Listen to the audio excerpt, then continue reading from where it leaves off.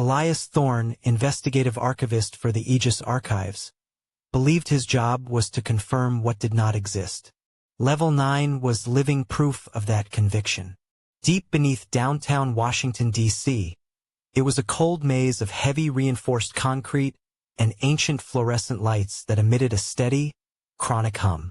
This was the depository for forgotten anomalous data, cases expunged by government agencies, illogical events that even the term top secret failed to convey the level of rejection they commanded. Thorne called it the impossible scrapyard. The space was not meant for prolonged human habitation. The air was thick with the scent of decades of paper dust, stale sulfur, and a subtle metallic tang, perhaps a residue from proximity to things that should not exist within the material cycle.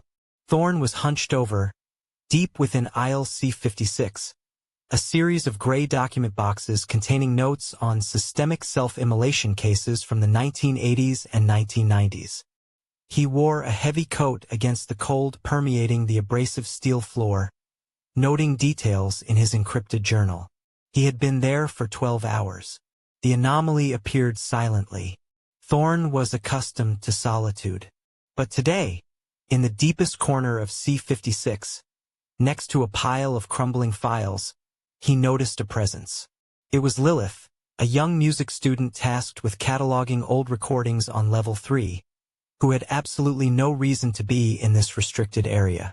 She was huddled there, head bent, the faint blue glow of a miniature desk lamp illuminating her face. Lilith was not reading Aegis files. She was intensely focused on a small, ancient object. Thorne frowned. Aegis strictures forbade any personal items, especially unvetted texts, from being brought onto Level 9 storage. He approached, his steps echoing loudly on the steel flooring in the quiet corridor. "Lilith," he called, his voice deep and dry. "You are not permitted here. What are you reading?" The girl did not look up. Her black hair was disheveled, and her navy sweater seemed too large for her thin frame. Only when Thorne stood directly beside her could he clearly see the object. It was a small notebook, no larger than a hand, covered in dry, brittle leather, like hide that had been soaked and then desiccated. It was tied shut with a frayed hemp cord, making it look like a personal object, hidden away for centuries. Despite being a lifelong archivist, Thorne had never seen this notebook in any Aegis catalog or inventory. He reached out to touch her shoulder. "Lilith, are you listening to me?" It was then that Lilith flinched, perhaps due to the sudden noise, or perhaps because her focus had been violently broken. The notebook slipped from her fingers. In a moment that stretched into eternity, Thorne watched the old object arc through the air. As the book hit the steel floor with a dry clack, everything changed. It was not a scream, not a moan, nor a cry. It was the complete absence of all emotion. Lilith slowly lifted her head. Her eyes, moments before filled with the stress of a student struggling to meet a deadline, were now empty, but not in the way of shock. The gaze reflected absolute acceptance, a quietude more horrifying than rage. "Oh," the girl whispered, her voice terribly sweet. "I see it." Thorne took a step back, feeling a coldness that was not of the basement environment. "See what?" Lilith stood up. The smile that spread across her lips was not joy, but a vacuum. It was as if she had just solved the most complex mathematical equation, and the answer was 0. She walked slowly, not looking at Thorne, not looking at the files. She walked directly out of the aisle, toward the outer corridor. Thorne, though he had witnessed countless illogical events in his work, felt a chill run down his spine. This calm was the true anomaly. He pursued her. The outer corridor of Level 9 was not truly outer, but a vast ventilation area opening into an enormous internal shaft, protected by thick steel railings. Beneath the shaft lay the marble courtyard of the Aegis administrative sector, about 9 stories down. Lilith stood at the railing. She was not hurrying. She placed both hands lightly on the steel bar, as if placing a napkin on a table. "Lilith, stop right now." Thorne roared, lunging forward. She turned her head to look at him one last time. In that instant, Thorne saw something reflected in her empty eyes, an understanding beyond the boundaries of human perception. She whispered something he would never forget, though he could not fully grasp its meaning. The final argument is silence. And then, Lilith climbed over the railing. She did not hesitate, did not waver. There was no scream, no struggle. She released herself into the deep void, fully accepting Earth's gravity. She fell into the state of static despair, precisely as recorded in the old files on systemic self-immolation. Thorne rushed to the railing, gripping the cold steel. He only saw a small silhouette rapidly descending before hearing a terrible, muffled thud far below. Emergency alarms blared throughout the Aegis facility. The security system immediately locked down Level 9. Thorne spun around, his mind reeling. He had to retrieve the notebook. The notebook was the only proof that this death was not a random psychological incident. He ran back to aisle C56, where Lilith had been sitting. The small, leather-bound book, which he instantly recognized as the Chronoscript, lay where it had fallen. Thorne crouched down, his hand trembling as he reached out. But before his fingers could touch the object, a wave of cold air, not from the ventilation system, swept through. It wasn't wind, but a sudden atmospheric vibration. Thorne blinked. When he opened his eyes, the notebook was gone. Completely without a trace. No secret door, no crack in the floor. The book had been erased from physical reality, right before his eyes. The steel aisle door burst open. The high-level security response team, led by Lieutenant Harker, flooded in. Harker found Thorne standing in the empty aisle, both hands extended into the void, his face white with horror. "Thorne, what the hell happened here? Who was the one who?" Harker asked, his voice suspicious and urgent. Elias Thorne could only stare into the empty space where the notebook had been, inhaling air thick with dust and existential terror. He knew that the truth had begun, and he was the only witness. The mysterious notebook, the Chronoscript, did not merely sow death. It perfectly concealed its own existence. The static suicide of Lilith became a chronic obsession for Thorne, not just because of its horror, but because of the perfection of its concealment. Aegis archives quickly classified the case as suicide of unknown etiology, related to academic pressure, and all evidence of the notebook's presence was dismissed. Thorne knew he was being monitored. He had become an isolated object within his own organization. He spent weeks scouring ancient records, searching restricted files concerning self-destruction rites and unidentifiable texts. He found obscure references to the book as the tool of ultimate truth, a text powerful enough to illuminate the nihilistic nature of existence, making death the only logical course of action. About a month later, the Chronoscript reappeared. Thorne found it in a secluded, restricted reading room on Level 7, an area for storing highly volatile and easily damaged documents, maintained under strict humidity and temperature control. The room had no windows and was lit only by antique oil lamps encased in glass cages. This time, the person reading the book was a 17-year-old named Ronan, a normally gentle and shy part-time archives assistant. Ronan was sitting on an old leather chair, the notebook wide open on his lap. The same sense of cold dread that had overwhelmed Thorne when Lilith dropped the book descended upon him. He made no sound, but Ronan looked up. Ronan's eyes were as vacant as Lilith's, yet they held an intense, focused rage directed at Thorne, as if Thorne were the embodiment of the repulsive truth the boy had just read. "You see it too, don't you?" Ronan whispered, his voice hoarse and accusatory. Sweat beaded on his forehead. "You know this is real, right? Why are you still here? Why haven't you?" He stopped, not needing to say the word died. Thorne recognized the difference between the two victims. Lilith found stasis. Ronan found fury. Both reached the same conclusion, But Ronan's reaction was to destroy the world that had created that truth. Ronan put the book down. "It's okay. I can help you," Thorne said, trying to keep his voice calm and slow. "Help?" Ronan sneered, his smile warped. "Help me accept this farce?" "No."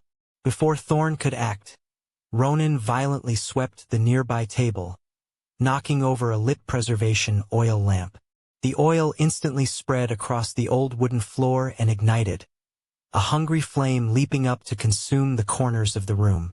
Thick black smoke immediately billowed up, obscuring vision. Ronan, instantly burned by the fire and the oil's reaction, lunged at Thorne. He carried no gun or knife. Instead, he used a shard of broken glass from the lamp cage he had just shattered. He aimed directly at Thorne's eyes.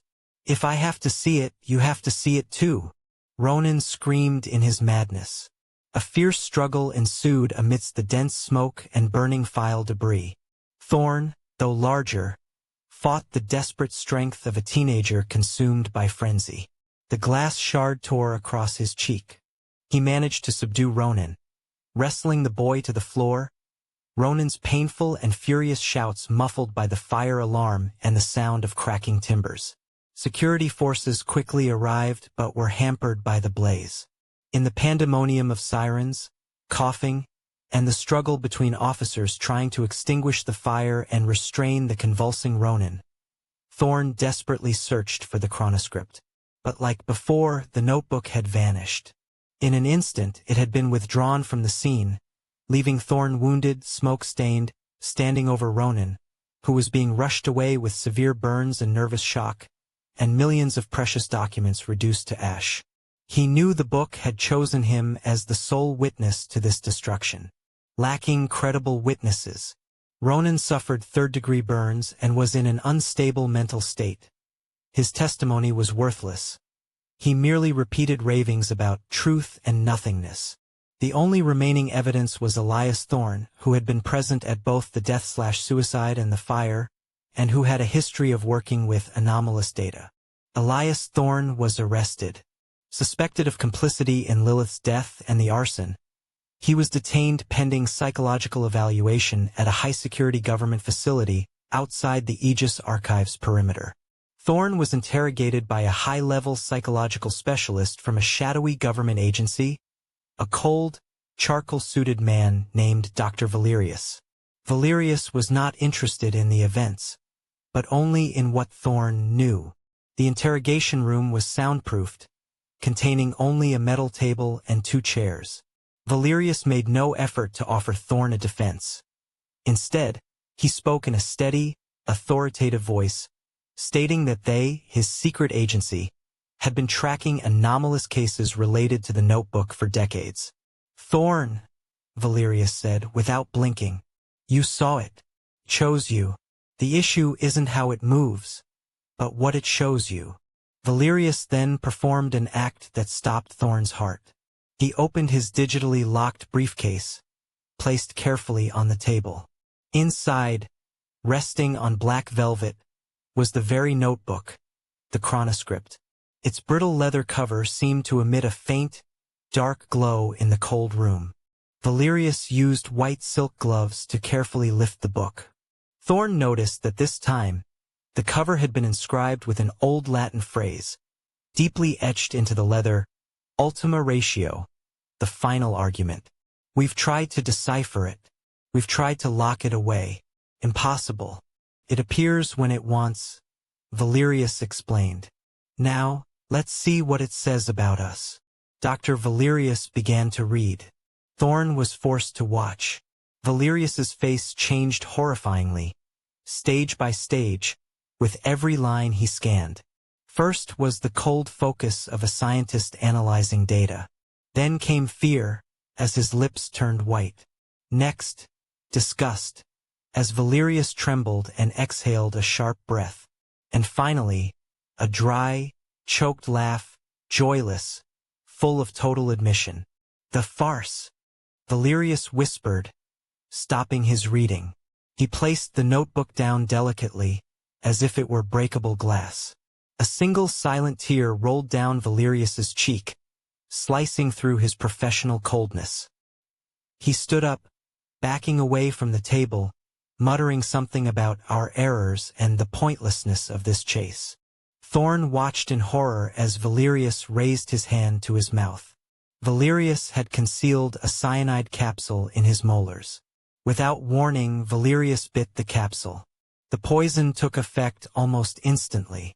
Blood and toxins sprayed onto Thorne, onto the table, and onto the notebook itself.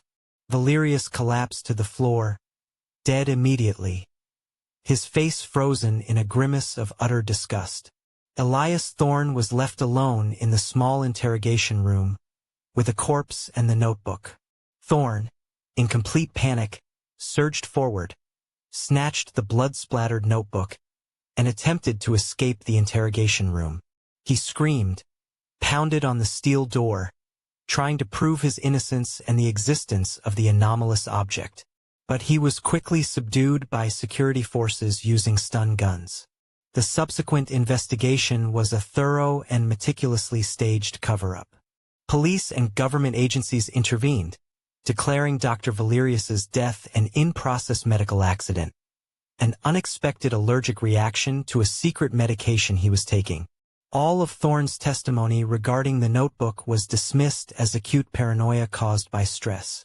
Elias Thorne, the respected investigative archivist, was declared insane and charged with manslaughter due to Valerius's death in his interrogation room, and incarcerated at the Purgatory Ward, a bleak, high-security mental institution for classified cases.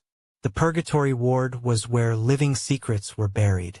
It was a cold concrete blockhouse where truth was warped into psychopathology. Thorne was stripped of all identity, all credibility. He was continuously forced to take antipsychotics, heavy doses designed to dull the sharpness of his mind and make the memories of the Chronoscript fade into a bad dream. He resisted. He fought the chemical coercion, swallowing the pills but quickly vomiting them up whenever unsupervised. He knew those drugs would blur the only truth he had desperately tried to protect. He was confined to a solitary, cold cell, grappling with the thin line between imposed madness and the truth he had witnessed. The truth was that Lilith jumped, Ronan burned, and Valerius chose cyanide. All because of a book.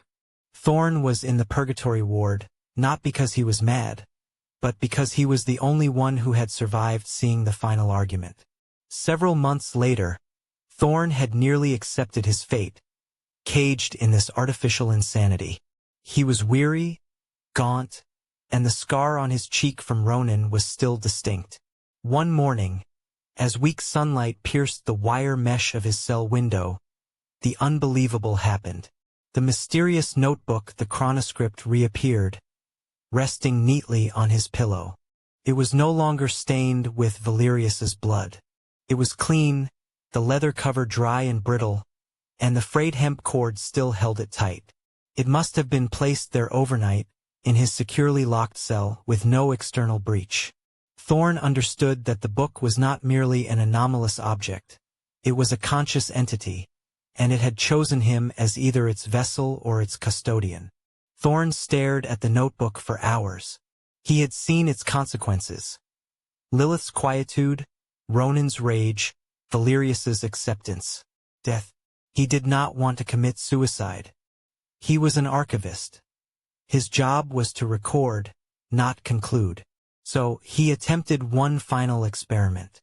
He concealed the book in his patient gown, waiting for an opportunity. It came during the night shift, when the two most brutal and cynical guards in his section, Sarge and Rhino, came for their rounds. They were large, impassive men who frequently mocked the inmates' mental states. Thorne, still awake? Sarge sneered. Thorne presented the notebook. I have this. I believe it's important. I want both of you to read it. They scoffed at him, but intrigued by Thorne's serious demeanor, and thinking it was a dirty psychiatric journal, they took it. What is this? Your life secret, Rhino said, flipping open the cover. It is the truth, Thorne replied. Read it. Read it aloud if you dare.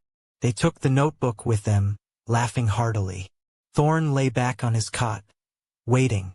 The next morning, Sarge and Rhino never returned to duty. The entire purgatory ward buzzed with confusion over the unexplained disappearance of the two staff members. The notebook did not return to Thorne's cell.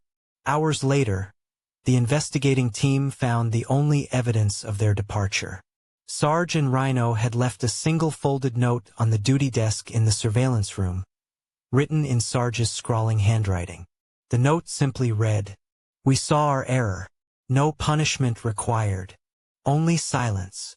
Elias Thorne finally understood that the book was not a magical curse, but a mirror reflecting the darkest truth of existence. A realization that made death the only logical act to end the torture of consciousness. Imprisoned in the purgatory ward, forced to live with the unbearable truth, Elias Thorne was still perpetually tempted by the notebook. The book no longer needed to appear before his eyes. It was carved deep into his mind. The hunt was over. Thorne was the only one who understood the ultima ratio, the final argument, yet he was sentenced to continue living. The torture had only just begun. Elias Thorne, investigative archivist for the Aegis Archives, was buried deep within the 9th sublevel, the cold, cramped domain of anomalous and disowned government records. The air was thick with the scent of aged paper and institutional neglect. Thorne noticed an anomaly far more immediate than the files. A young music student named Lilith, huddled in a dusty corner, intensely reading a thin notebook. The cover was dried leather, secured by a frayed hemp cord, an item unregistered in any existing catalog. Lilith fumbled, and the notebook struck the steel floor. In that instant, she entered a state of terrifying, quiet despair. There were no screams or tears. Instead, she rose with a vacant smile, walked to the outdoor catwalk, climbed over the 9th sublevel's protective rail, and simply let go, plummeting onto the paved courtyard below. She died instantly. The horror deepened when security sealed the scene. The mysterious notebook, which Thorne had mentally identified as the Chronoscript, had vanished without a trace. The still suicide of Lilith became a corrosive obsession.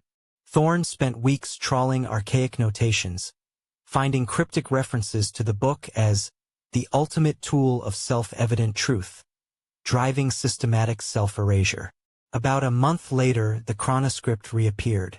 Thorne found it in a restricted reading room, a fireproof chamber reserved only for the preservation of highly flammable documents. This time, the reader was a 17-year-old boy named Ronan.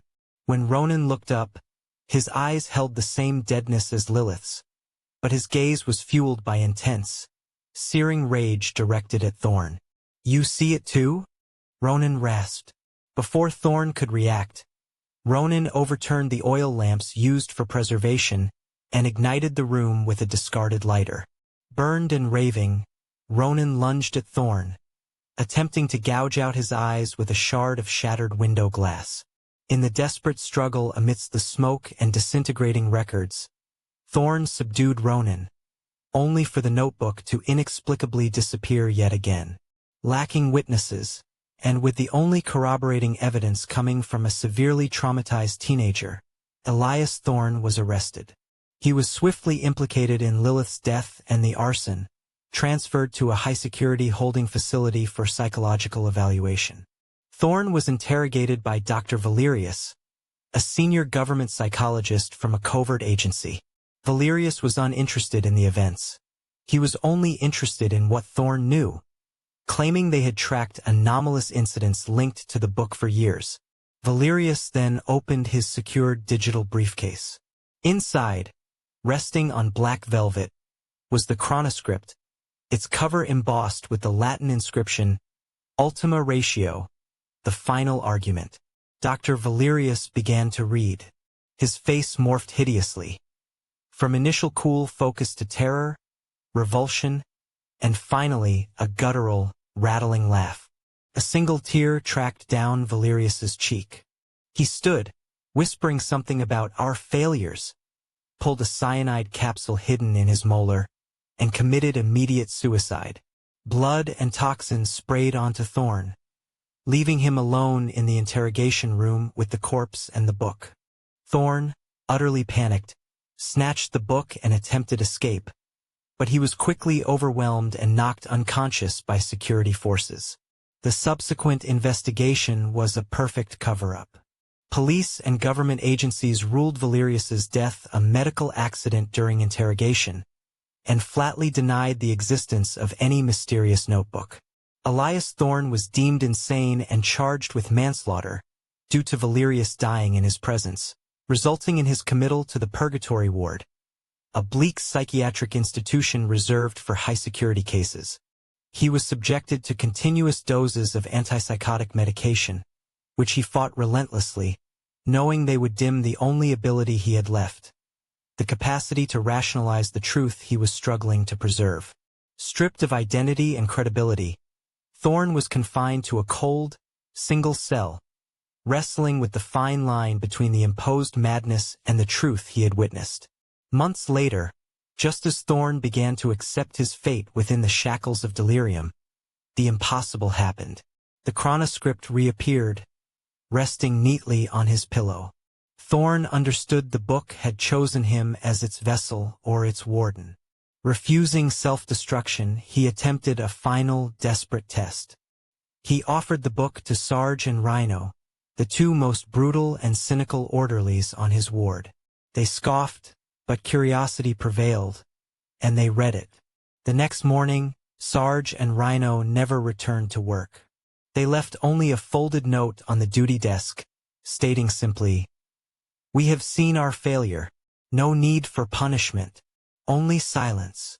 Elias Thorne finally realized the book was not a magical curse, but a mirror reflecting the darkest truth of existence. A recognition so profound that death became the only logical action.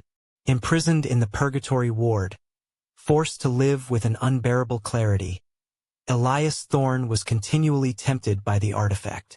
The Chronoscript rested on his bedside, constantly inviting him to understand why, of all those who had read it, he alone had not yet chosen death.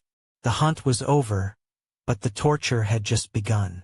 The Purgatory Ward was a white prison, designed to induce despair through sterile isolation.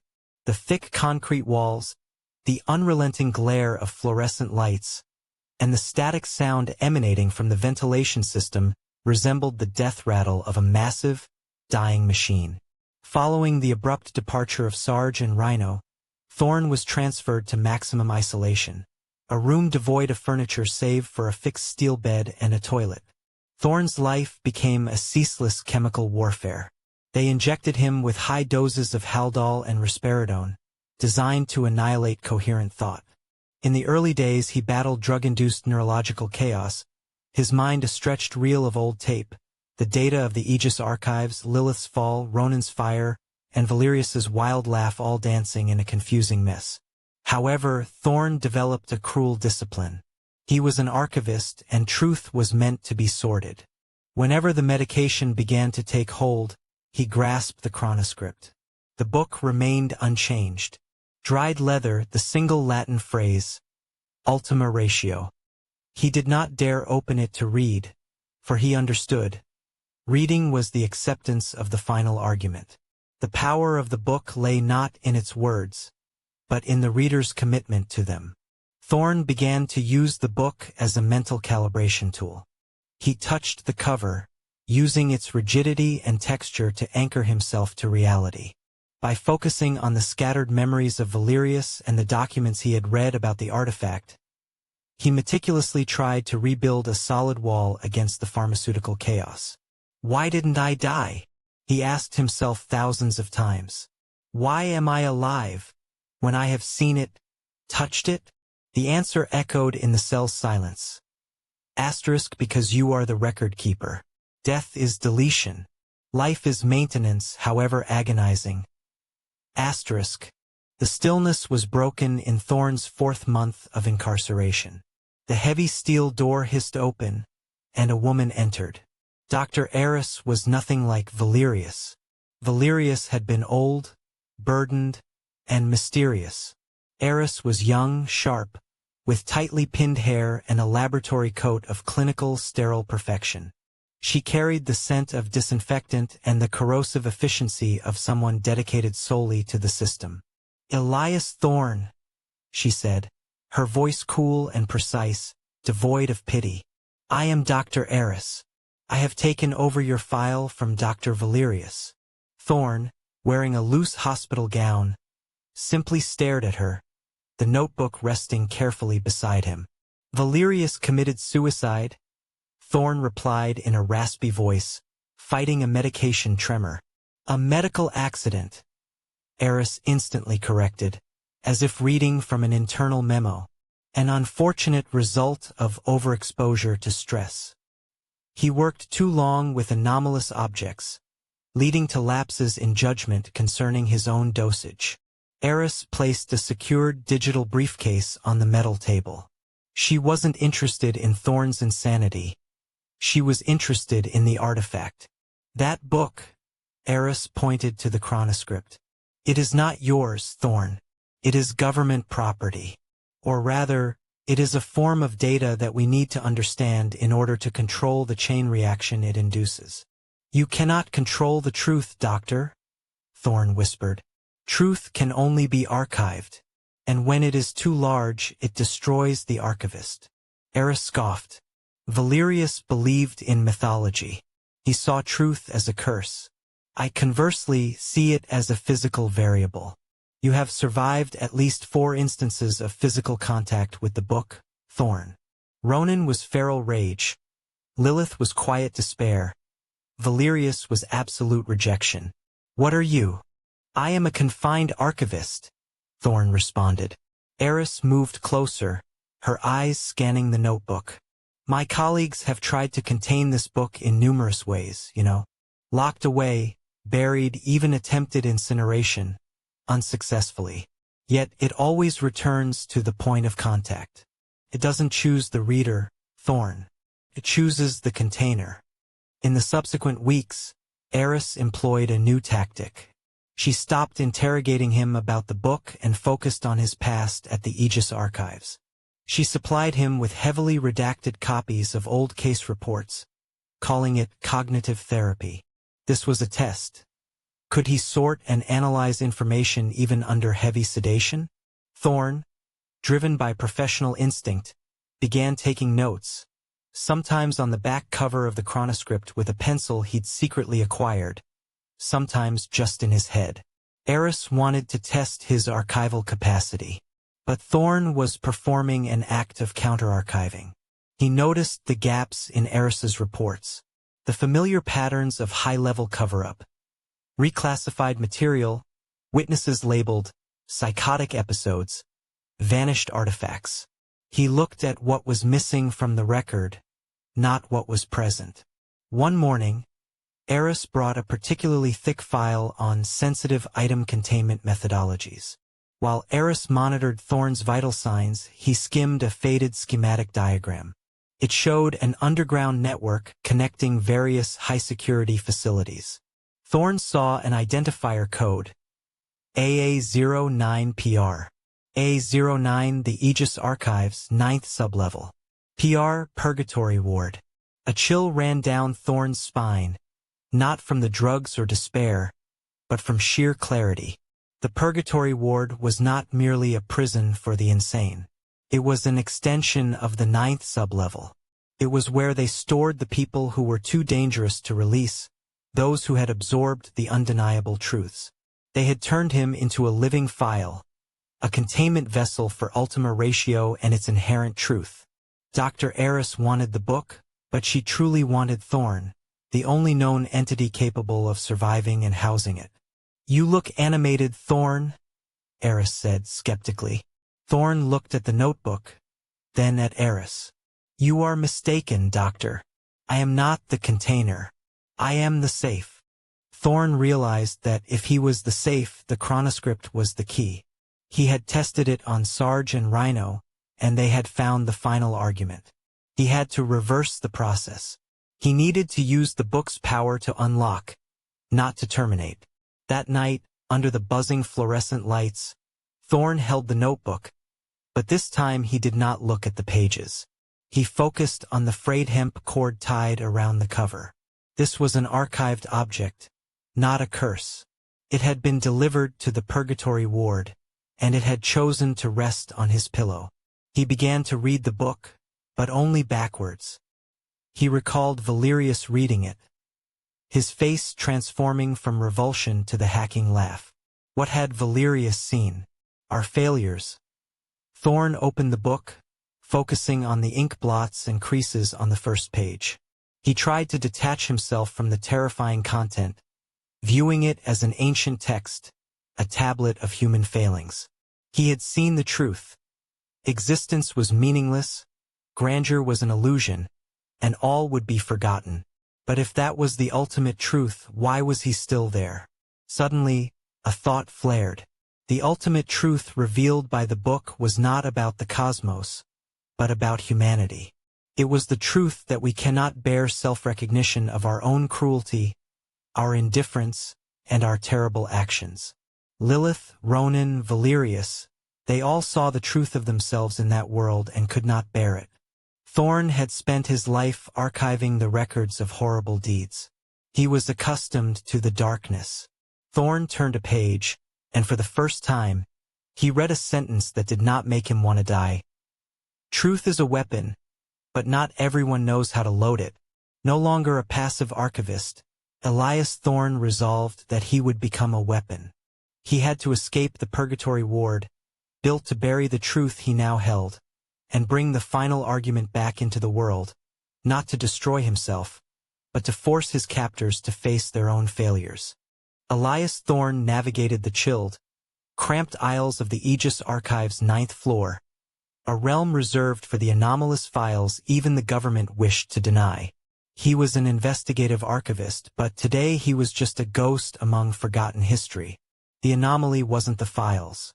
It was the young music student, Lilith, huddled in a dim corner, engrossed in a thin, leather-bound notebook tied with a frayed hemp cord, an object absent from every catalog. She was utterly absorbed until a nervous tremor made her drop the item. The second the notebook slapped the steel floor, Lilith entered a state of terrifying, silent despair. There was no weeping, no screaming, only a hollow, serene smile as she rose. Thorne watched in paralyzed horror as she walked to the outer corridor, climbed the 9th floor safety railing overlooking the stone courtyard, and simply let go. She died instantly. The true horror, however, struck Thorne when security sealed the scene. The mysterious notebook, which he instantly recognized as the Chronoscript, had vanished without a trace. Lilith's silent suicide became Thorne's chronic torment. He spent weeks scouring obscure annotations, discovering veiled references to the notebook as the ultimate truth delivery device, capable of inducing systemic self-destruction. Approximately a month later, the Chronoscript reappeared. Thorne found it nestled in a forbidden reading room, an area designed for the special preservation of highly flammable documents. This time, the reader was Ronan, a volatile 17-year-old boy. When Ronan looked up, his eyes were as vacant as Lilith's, yet they burned with an intense, raging hatred directed squarely at Thorne. "You see it too?" Ronan rasped. Before Thorne could move, the boy swept his arm, knocking over the lamp oil used for preservation, and struck a match, igniting the room in a flash. Blinded by smoke and archival ash, Ronan, severely burned and driven insane, lunged at Thorne, attempting to gouge his eyes out with a shard of broken window pane. In the desperate, choking struggle, Thorne managed to subdue Ronan, but the notebook had, inexplicably, disappeared once more. Elias Thorne was promptly arrested. The physical evidence against him was irrefutable. He had been in the room with a gravely injured teenager moments before a catastrophic fire, a teenager who, in shock and agony, could only offer fractured, insane testimony about devils written in the book. With Lilith's death still looming, the authorities swiftly constructed an easy narrative. Thorne was a dangerous psychotic who had killed Lilith and attempted to destroy the records to cover his crimes. He was incarcerated in a secretive facility managed by the Department of Homeland Security. Not a jail, but a high-level psychological evaluation center. The interrogation room was a windowless concrete box, illuminated solely by a flickering fluorescent bulb that hummed continuously, squeezing the sanity out of the air. Thorne, though cuffed, maintained a desperate, cold composure. He had tried to tell the story of the notebook twice, and both times the investigators had taken copious notes with feigned sympathy before administering a stronger sedative. The third interrogation, however, was fundamentally different. The heavy metal door slid open, and a single man entered, Dr. Valerius. He wore no uniform, only a perfectly tailored three-piece suit that seemed ridiculously formal for a bleach-scented holding cell. Valerius sat opposite Thorne, utterly devoid of warmth. His icy blue eyes appeared not to look at Thorne but through him, examining the fundamental structures of fear and truth. "Mr. Thorne," Valerius's voice was low and smooth, "we are not interested in what you did." Thorne looked up. "Then what are you interested in?" "We are interested in what you know," Valerius replied, leaning forward, the flickering light catching the gilded rim of his spectacles. "We are not police, and I am not a conventional psychiatrist. The Aegis archives. That was just a waiting room. You've grazed the edge of perception. You've seen the truth, and that truth has been documented." Valerius spoke with neither doubt nor inquiry. It was a statement of fact. Thorne's throat tightened. "The book," Thorne whispered. "It killed them. It disappears." "Oh, it never disappears, Thorne." Valerius cut in, politely but definitively. "It merely migrates, like a current. We have tracked this volume, or its manifestations, for centuries. It is not a weapon. It is a decryption key. It deciphers the truth of why things are this way."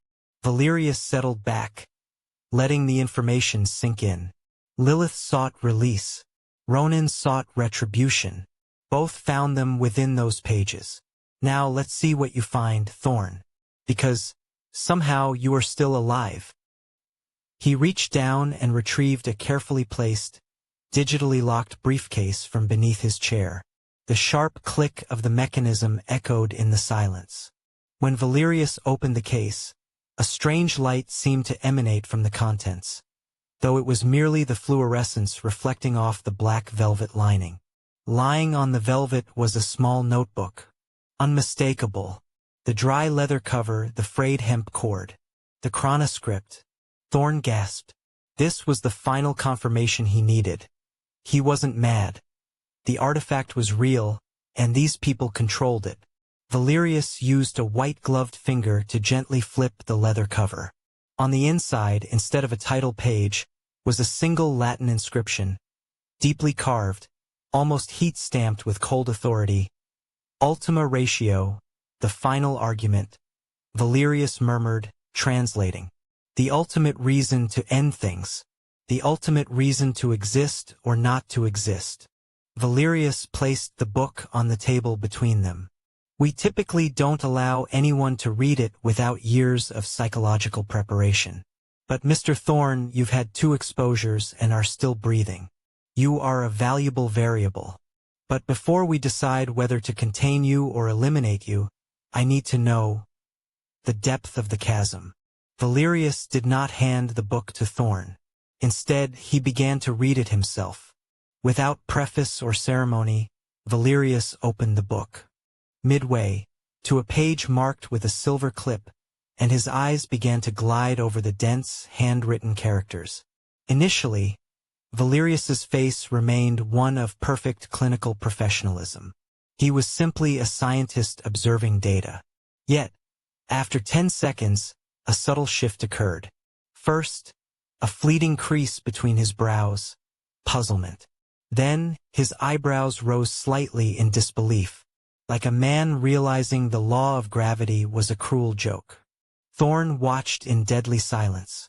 He had seen the transformation twice before, but this was a prepared professional, a man who supposedly understood everything. The surprise quickly morphed into profound disgust. Valerius's facial muscles tightened. His jaw clenched so hard Thorne heard a faint grind.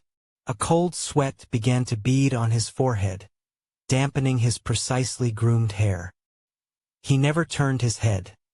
His eyes were riveted to the pages, seemingly hypnotized by a truth too terrible to look away from. Valerius began to pant, each breath shallower and faster. The disgust shifted into pure, undisguised terror. He trembled. His shoulders hunched, as if trying to shrink his body away from a cosmic assault. Abruptly, Valerius dropped the notebook onto the table. It didn't slam. It slid softly across the steel surface. The small sound was deafening in the cell. Valerius slowly lifted his head. His face was ash-white, his blue eyes unfocused, staring into a non-point beyond the concrete wall. He gasped, fighting for air. Then, the most terrifying thing happened. Valerius began to laugh. It wasn't joyful laughter, nor the raging madness of Ronin. It was a dry, hollow, rattling cackle, filled with frigid philosophical irony. It sounded like a corpse trying to cough. A single, transparent tear rolled down Valerius's cheek, slicing through the sheen of sweat. He raised a hand, his trembling finger tracing the Latin inscription on the cover. Ultima Ratio. He grit his teeth, and Thorne barely heard the small crack. Our mistakes, Valerius whispered, his voice now a defeated hiss. All ours. Before the word finished, Valerius seized forward. A dark fluid, a combination of blood and poison, suddenly jetted from his mouth, staining a small portion of the book's cover and splashing onto Elias Thorne's shirt and face. In one terrifying moment, Valerius was dead. He had hidden a cyanide capsule in a dental filling or a hollow molar. Instantly, without preamble, without pleading, the cool, authoritative interrogator had chosen the final argument. Thorne was left alone, cuffed, facing a dead body, his face smeared with blood and toxin, and between them, the Chronoscript lay open, its horrifying light seemingly inviting him to read the last lines Valerius had seen. Thorne, overcome by panic, lunged for the notebook, attempting escape, only to be quickly beaten unconscious by security forces. The subsequent investigation was a clinical whitewash. Police and government agencies converged, declaring Dr. Valerius's death a medical accident during high-stress consultation, and utterly denying the existence of any mysterious ledger. Elias Thorne was deemed insane and charged with manslaughter for Valerius dying in his presence. Ultimately confined to the purgatory ward, a shadowed, high-security mental institution. He was subjected to constant doses of antipsychotic medication, which he fought against fiercely, knowing they would dim the only mechanism he had left, the ability to reason through the truth he had tried to protect. Stripped of all identity and credibility, Thorne was held in a cold, solitary cell, wrestling with the thin line between imposed madness and the reality he had witnessed. Several months later, just as Thorne had begun to accept his fate within the prison of his own supposed insanity, the unbelievable occurred. The enigmatic notebook, the Chronoscript, reappeared, placed neatly on his pillow. Thorne understood the book had selected him, either as a vessel or an ongoing subject. Refusing to choose suicide himself, he conducted one last, desperate experiment. He offered the volume to the two most brutal and skeptical orderlies in his ward, Sarge and Rhino. They mocked him, but curiosity won out, and they took turns reading it. The next morning, Sarge and Rhino never returned to work.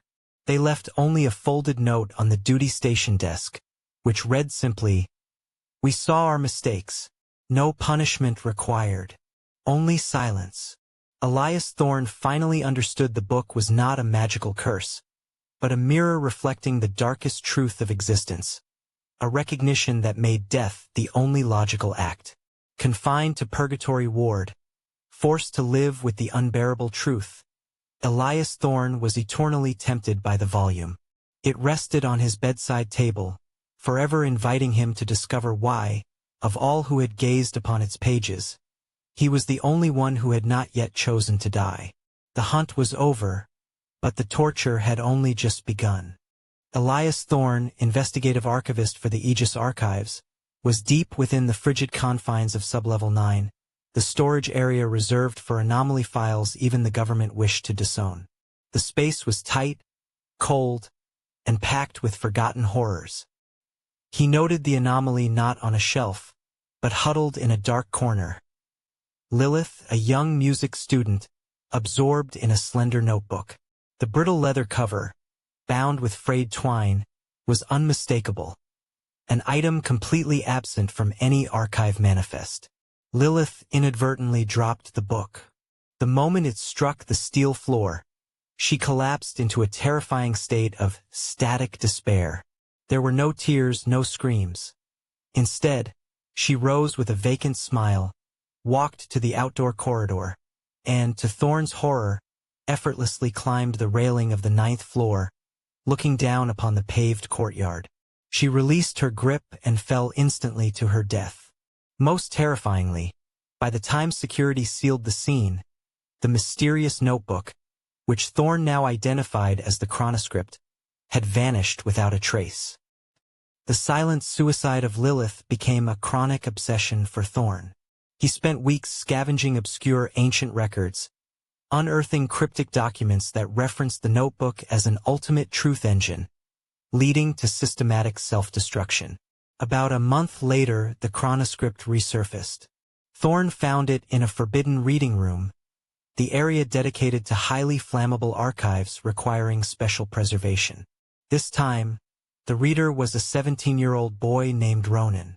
When Ronan looked up, his eyes were as glazed as Lilith's, but his gaze was filled with savage, pure fury directed at Thorne. Ronan whispered, his voice ragged, "You see it too?" Before Thorne could react, Ronan swung his arm, knocking over the oil lamps used for preservation and setting the entire archive ablaze. Badly burned and delirious, Ronan lunged at Thorne, attempting to gouge out his eyes with a shard of shattered window glass. In the violent struggle amidst the smoke and the ashes of historical records, Thorne managed to subdue Ronan. Yet the notebook, once again, disappeared without explanation. Lacking witnesses, and with the only evidence being the unreliable testimony of a severely traumatized teenager, Elias Thorne was arrested. He was suspected of complicity in Lilith's death and outright arson, detained for psychological evaluation at a high-security facility. Thorne was interrogated by a senior psychologist from a covert government agency, Dr. Valerius. Valerius expressed no interest in the events, only in what Thorne knew, claiming they had tracked anomalous incidents related to the book for years. Valerius then opened his digitally locked briefcase. Inside, resting on black velvet lining, was the very notebook, the Chronoscript, its cover engraved with the Latin phrase, Ultima Ratio, the last argument. Dr. Valerius began to read. His face transformed horrifyingly. From initial cold focus to dread, disgust, and finally, a ragged burst of laughter. A single tear tracked down Valerius's cheek. He stood, muttered something about our mistakes, retrieved a cyanide capsule hidden in his molar, and committed immediate suicide. Blood and chemical toxins sprayed across Thorne, leaving him alone in the interrogation room with the corpse and the book. Thorne scrambled forward. Instinct, or the desperation to protect the last piece of evidence, made him snatch the blood-soaked volume before it could fall to the floor. He clutched the Chronoscript to his chest, standing rigid amidst the metallic tang of chemical burn and gore. But the moment of chaos lasted only seconds. The interrogation room door hissed open. It was not local police, but unbadged, armored agents who moved with chilling, dispassionate precision. Thorne screamed, attempting to explain, but a sharp blow to the back of his head plunged him into cold darkness. When he awoke, the book was gone. The ensuing investigation was not a search for truth, but a high-level cleanup operation designed to eradicate every anomalous trace. Dr. Valerius's secret agency, an unnamed organization known internally as the File Filter Division, acted with horrifying speed. Valerius, a man of great rank and secrets, simply vanished from the system. His death was coldly and definitively logged. Medical accident during psychological assessment. Any mention of the leather notebook, Ronan's delirium, or Lilith's suicide was purged, stamped as false testimony due to acute excitation disorder, AED. Elias Thorne, the once respected archivist, was crushed beneath the wheels of this administrative machinery. He was no longer a witness or a victim. He was a systemic flaw that needed filling. Psychological reports were fabricated in less than 48 hours. They painted him as an individual who had exhibited latent antisocial personality traits and paranoid ideation for years, leading to the violent, second-degree homicide of Valerius. At a brief, closed-door hearing, physical evidence, DNA, Thorne's proximity, was successfully warped to construct a narrative of frenzied rage. No attorney dared dispute evidence stamped by Homeland Security. Thorne was declared mentally unsound and guilty of murder, sentenced to permanent confinement at the Purgatory Ward.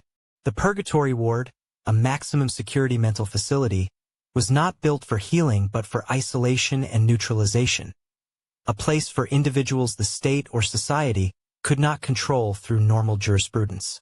Located in a desolate area, constructed of gray concrete and stainless steel, it was designed to keep out not just escapees, but light. When Thorne was transferred, his identity was stripped. He was no longer Elias Thorne. He was Patient 909. The intake process was a cold humiliation. His clothes were incinerated, his hair shaved, and he was shoved into a sterile solitary cell. The walls were clinical white, but the ceiling was low, made of rough soundproofing material, giving the constant sensation of being buried alive in a tomb. The only sound was the steady, despairing whine of the ventilation system. Thorne attempted to reason, to explain the truth about Lilith, about Ronan, the fire, and Valerius's death, to any attendant who would listen. But his words were met only with blank silence, or worse, condescending laughter. The truth he held, the truth that cost 3 people their sanity or their lives, was now only evidence of his own madness. Thorne's true torture lay not in the cell, but in his daily tray. Every morning and night he was issued a powerful, pale blue antipsychotic pill. This pill was not intended to cure. It was intended to obscure. Thorne understood that accepting the pill meant accepting the cover-up. It meant dissolving the painful facts he had witnessed into harmless delusions. He vowed to retain his sanity, for his lucidity was the only defense against the absolute power of those who had constructed this lie. This was his quietest, most personal war. Every day, under the harsh fluorescent lights of his cell, Thorne had to contend with the vacant-eyed nurses and orderlies who ensured compliance. Initially, he tried to spit or vomit the medication out, but they quickly discovered this and mandated forced observance. He was made to open his mouth, and a rubber-gloved finger would check his cheek pouches to ensure the pill had dissolved.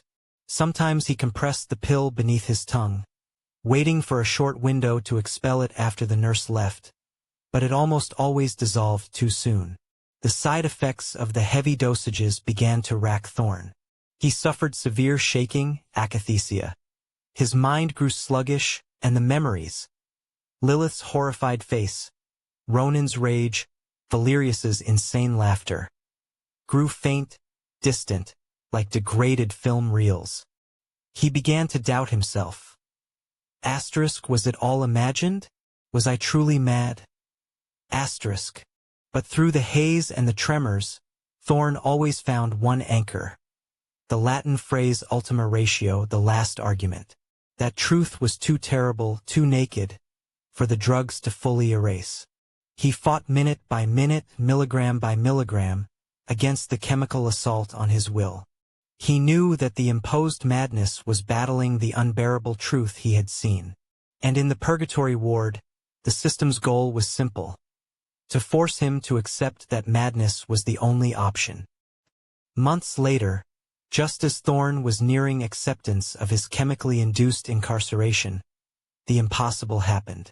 The mysterious notebook, the Chronoscript, reappeared, lying neatly on his pillow. Thorne understood that the book had chosen him as a vessel or a steward. He did not wish to commit suicide, so he tested it one last time. He gave the book to two of the most brutal and cynical orderlies in his ward, Sarge and Rhino. They mocked him, but out of curiosity they began to read. The next morning, Sarge and Rhino never reported for duty. They left behind only a folded note on the nurse's station, which read simply, "We saw our mistakes. No need for punishment. Only silence." Elias Thorne finally understood that the book was not a magical curse, but a mirror reflecting the darkest truth of existence, a realization that made death the only logical act. Imprisoned in the purgatory ward, forced to live with the unbearable truth, Elias Thorne was perpetually tempted by the book, which lay on his bedside, silently inviting him to discover why, of all who had read it, he alone had not yet chosen the grave.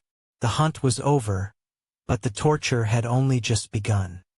Elias Thorne, investigative archivist for the Aegis Archives, was buried deep within the 9th floor, the cold, cramped domain reserved for anomalous and forgotten files.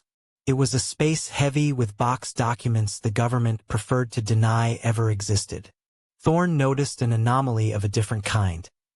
A young music student named Lilith, huddled in a dark corner, intently reading a thin ledger. The book had a brittle leather cover, bound shut with a frayed piece of twine, an item not logged in any registry. Lilith dropped the ledger by accident. The moment it struck the steel floor, the girl instantly succumbed to a terrifying state of silent despair.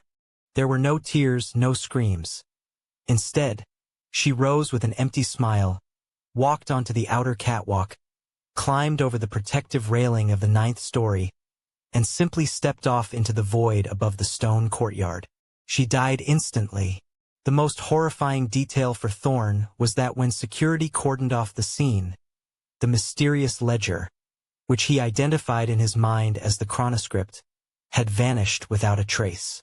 The memory of Lilith's static suicide became a chronic obsession for Thorne. He spent weeks scouring ancient records, finding cryptic references that dubbed the ledger the ultimate truth delivery device, responsible for systemic self-destruction. Approximately a month later, the Chronoscript reappeared. Thorne found it in a forbidden reading room, a high-security area reserved for the specialized preservation of flammable documents. This time, the reader was a 17-year-old boy named Ronan. When Ronan looked up, his eyes were as vacant as Lilith's, but his gaze was filled with incandescent rage, focused entirely on Thorne. Ronan whispered, his voice raw, "You see it too, don't you?" Before Thorne could react, Ronan overturned a canister of preservative oil and struck a match, setting the room ablaze. Severely burned and clearly insane, Ronan lunged at Thorne, attempting to gouge his eyes out with a shard of broken window glass. In the violent struggle amidst smoke and archival ash, Thorne managed to subdue Ronan, but the ledger once again vanished, inexplicably. Lacking witnesses, and with the only evidence being the unreliable testimony of a severely traumatized minor, Elias Thorne was arrested. He was suspected of complicity in Lilith's death and the deliberate arson, detained for psychological evaluation in a high-security holding facility. Thorne was interrogated by Dr. Valerius, a senior psychologist from a covert governmental agency. Valerius was uninterested in the events. He cared only about what Thorne knew, stating that they had been tracking the book's anomalous events for years.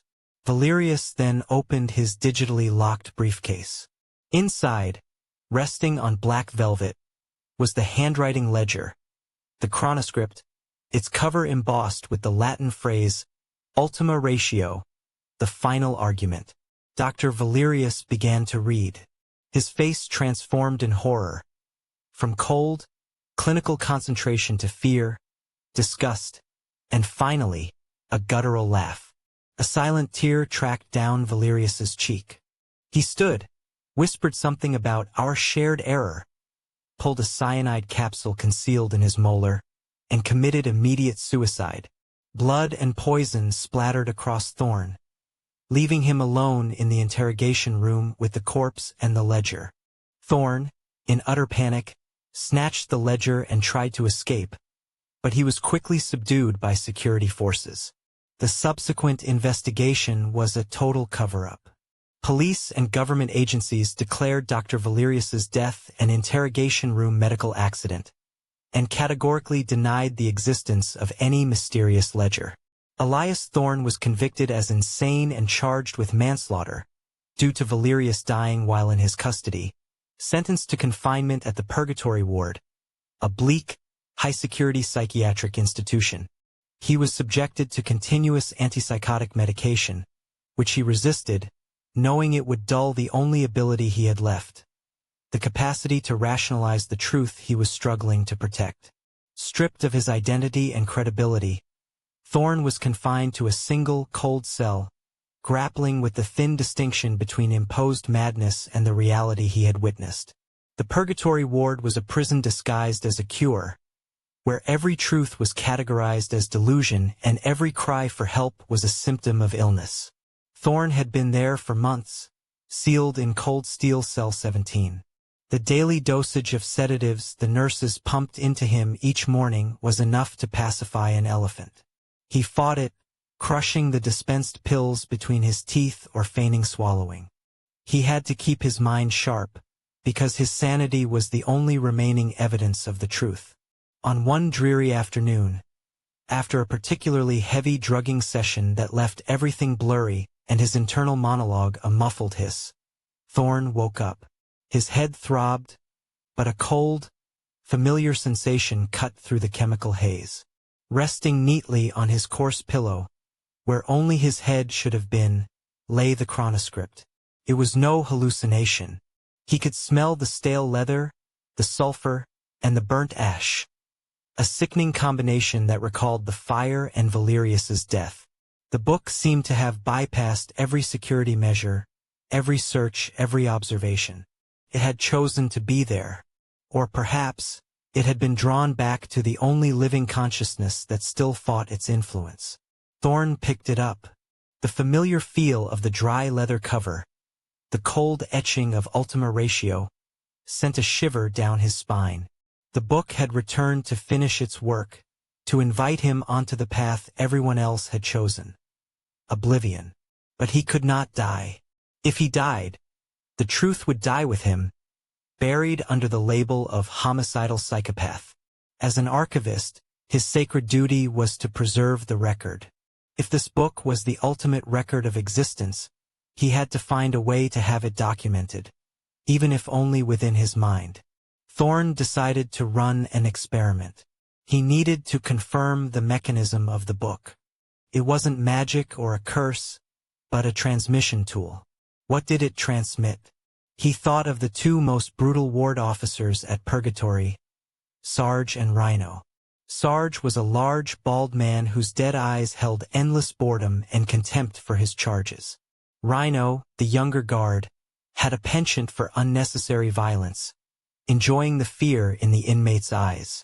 They were perfect specimens for the cruelty and indifference of the system that held him. If anyone had a sufficient structural rationale to accept an invitation to harsh truth, it was those who had seen and committed the worst. That night, during the routine check, Sarge and Rhino entered Thorne's cell. "What is it, Thorne?" Sarge grumbled, his suspicious gaze sweeping the cell. "You look too sober. Medication not kicking in." Thorne ignored the taunt. He merely held out the ledger, bound with its frayed twine. "Here, Sarge. A small gift from a friend. I don't need it anymore. This is the log of what really happened in the archives. You should read it." Rhino barked a laugh. "The record of a lunatic. You think we'd touch that garbage?" Thorne looked directly into Sarge's eyes, an oddly burning intensity there that the officer had never seen in an inmate. It talks about how you became the men you are, about the price you paid for that silence. It's the final argument, Sarge. Curiosity, mixed with a stupid arrogance, won out. Sarge roughly snatched the book. Fine, Thorne. We'll see what crazy nonsense you write. We'll have some fun tonight. The two guards slammed the steel door shut, the lock clicking loudly. Thorne lay on his cot, listening. He waited for the scream, waited for the fire of Ronan's rage, or the silent despair of Lilith. He waited for the breakdown, but there was nothing, only the silence of the purgatory ward, maintained by chemicals and despair. The next morning, Thorne noticed a change. The nurse was new, a frightened young woman who would not meet his eyes when she administered the injection. Sarge and Rhino were absent from the duty station. Initially, Thorne assumed they were suspended for reading an inmate's material. By noon, however, rumors began to circulate. Sarge and Rhino were gone. Not transferred, not resigned, but utterly erased from the system. An older nurse, who had worked the ward for years, whispered to Thorne when she secretly passed him a cup of cold water. They say they found a note on the desk. No one was allowed to see it. The director went ballistic. Thorne knew he needed to find that note. After days of careful observation and exploiting the new night staff's inattentiveness, Thorne managed to sneak a moment outside his cell under the pretense of a lavatory break. He found Sarge and Rhino's duty station cleaned, but there was a faint, gray smudge on the wooden desktop. He quickly ran a finger over the mark, then brought it to his nose. The scent of graphite, old paper, and the tangy stink of cold sweat. Thorne knew what they had written. The truth had been etched into their nervous systems, and they had found their own solution. A few weeks later, an old janitor, who hoarded discarded scraps, slipped Thorne a small, carefully folded piece of paper recovered from the director's wastebasket. Thorne opened it. The writing was crude pencil, hurried, yet sharp. Asterisk, we have seen our error. No punishment required. Just silence. Asterisk. Not Lilith's despair, nor Ronan's rage, but the cold acceptance of the cruel. They had seen the truth and decided that life was the greatest punishment. Thorne finally understood the nature of the ledger. The Chronoscript was not a demonic book. It was a data set, a complete, unfiltered record of the functioning of the cosmos, the architecture of time, and most critically, the true nature of human consciousness and the source of suffering. It was a mirror that reflected not personal sins, but the inherent, structural, and unfixable error of all reality. When one read it, the self manufactured by cultural and biological lies was annihilated. The person became utterly lucid about the ultima ratio, the final argument. And that final argument always led to one conclusion: terminate suffering by terminating existence. Thorne retreated to his cell. The Chronoscript rested on his pillow, a loyal, deadly pet. He sat staring at it for hours. He had read it, seen the truth as Valerius read aloud, and fought against it while restraining Ronan. So why hadn't he died? He was the archivist. He had dedicated his life to seeking and protecting truth, no matter how hideous it was. His instinct, unlike everyone else's, was not self-destruction, but inscription. He was cursed by his profession. He could not choose silence.